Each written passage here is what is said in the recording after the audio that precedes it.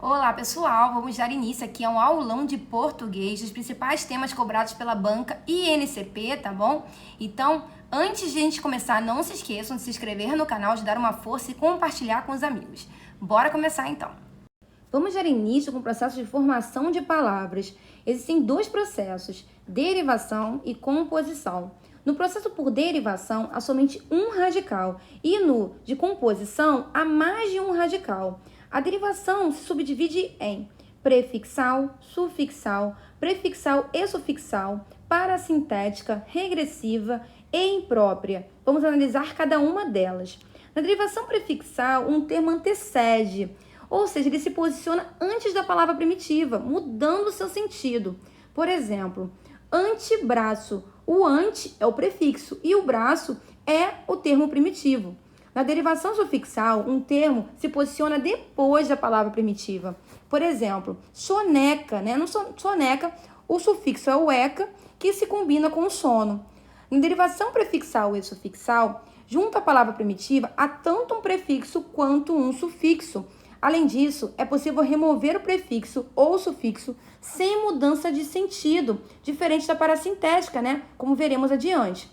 Por exemplo, a palavra deslealdade contém tanto um prefixo des quanto o sufixo dade. Se removemos o prefixo des, fica lealdade. Já se removemos o sufixo dade, fica desleal. Tanto lealdade quanto desleal são palavras existentes no nosso vocabulário. Na derivação parasintética, também ocorre prefixo e sufixo ao mesmo tempo em uma palavra primitiva. No entanto, a remoção de um ou outro faz com que a palavra deixe de fazer sentido. Por exemplo, na palavra anoitecer, há o prefixo a e o sufixo ecer. Se removemos o prefixo a, fica anoitecer. E se removermos o sufixo ecer, fica à noite. Ambas as palavras não possuem sentido. Na derivação regressiva, ocorre uma redução da palavra. Por exemplo, a palavra comprar, que é um verbo, se transforma em compra, que é um substantivo, havendo uma clara redução em sua extensão, além de mudança gramatical. Na derivação imprópria, ocorre alteração na classe gramatical da palavra sem que haja mudança na sua forma. A palavra se mantém a mesma, mas é inserida em um outro contexto. Por exemplo, a palavra gato pode assumir diferentes sentidos, como dizer que alguém é bonito. Exemplo, aquele rapaz é um gato. Nesse caso, gato trata-se de um adjetivo, mas também poderia ter valor de substantivo quando nomeia um animal. Por exemplo, eu adotei um gato. A composição se divide em composição por justaposição ou por aglutinação.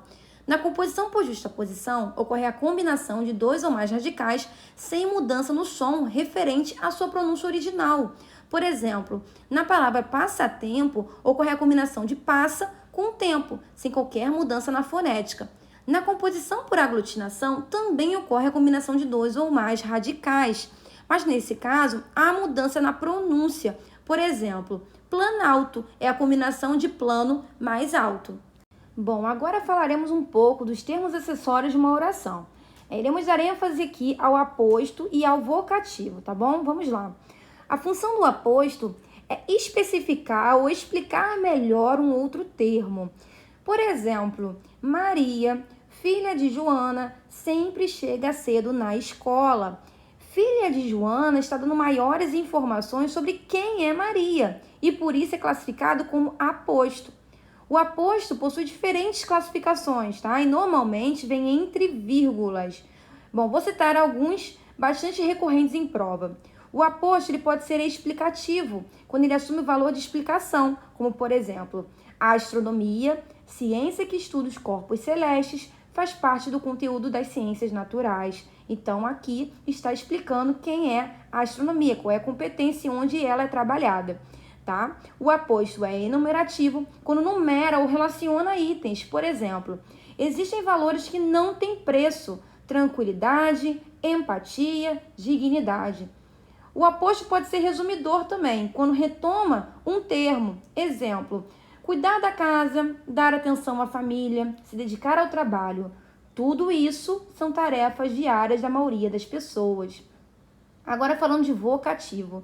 O vocativo, por sua vez, tem valor de chamamento de modo geral, ou seja, é usado com a finalidade de invocar alguém.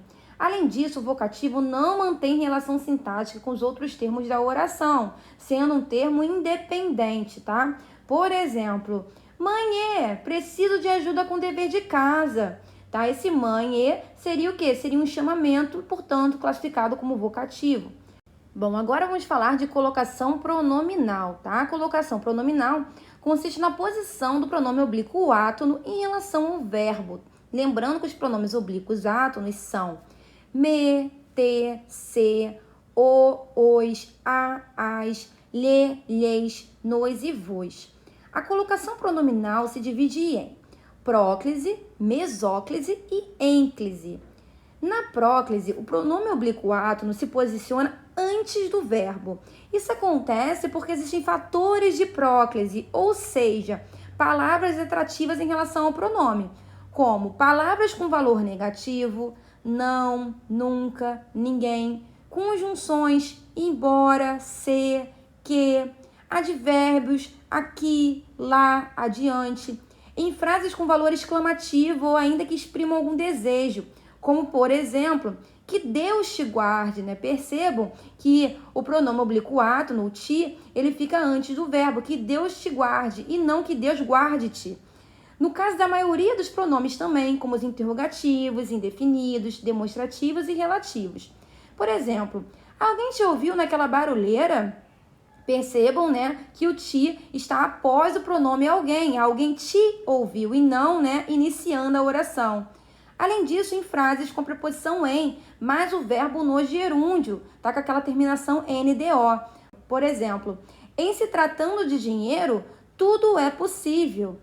Então, se não existisse a preposição em, teríamos um caso de ênclise e a estrutura seria outra, né? Então, em vez de ser em se tratando de dinheiro, seria tratando-se de dinheiro, tudo é possível. Mas como tem a preposição em, com o verbo no gerúndio, você tem essa estrutura de próclise, tá bom?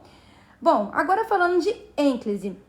No caso da ênclise, o pronome oblíquo átono se posiciona depois do verbo. Isso ocorre nas seguintes situações. Quando o verbo inicia uma oração, por exemplo, amo-te muito e não te amo, tá bom? Por mais estranho que pareça, tá bom, gente?